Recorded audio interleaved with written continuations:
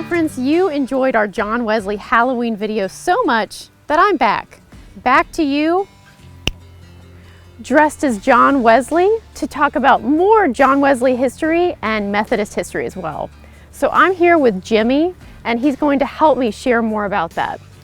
So circuit riders in the late 1700s into the 1800s were integral in spreading Methodism across the U.S.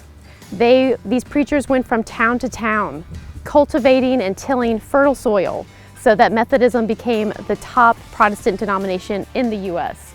So follow along with me and let's see if we can't learn more about circuit riding. A circuit, or charge, was made up of two or more churches where pastors were appointed by a bishop. Throughout the year, the pastor visited each church and would look to start new ones. These traveling preachers became known as circuit riders. On their journeys, they may have preached at a home, a local meeting house, or even outside. Circuit riders are often depicted with a book in hand. They would have carried very few personal items, as their horse was their home and a mode of transportation.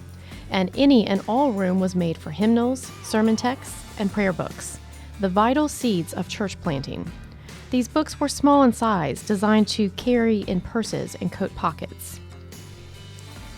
The Reverend Alfred T. Day, retired Secretary of the General Commission on Archives and History, has shared the vital role that circuit riders played in sharing public discourse to people. Quote, "If you think about people living on the edges and the margins of the developing country, the circuit riders carrying books to the ends of the earth, that represented the public dialogue or the religious dialogue, really as a means to how to find out what the rest of the world was thinking, was really a very important thing." End quote.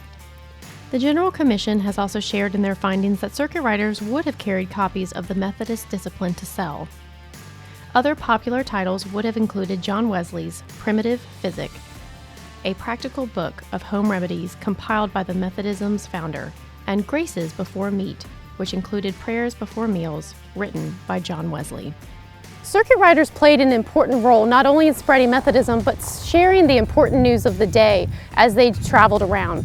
So it makes one wonder, how has circuit riding changed for our modern day clergy in the United Methodist Church? Well, we know one thing, the mode of transportation has changed a little bit. But nonetheless, our bishops, district superintendents, clergy, and lay leadership still put in the mileage as they continue the work today. And speaking of mileage, we know that John Wesley rode 250,000 miles in his itinerant preaching.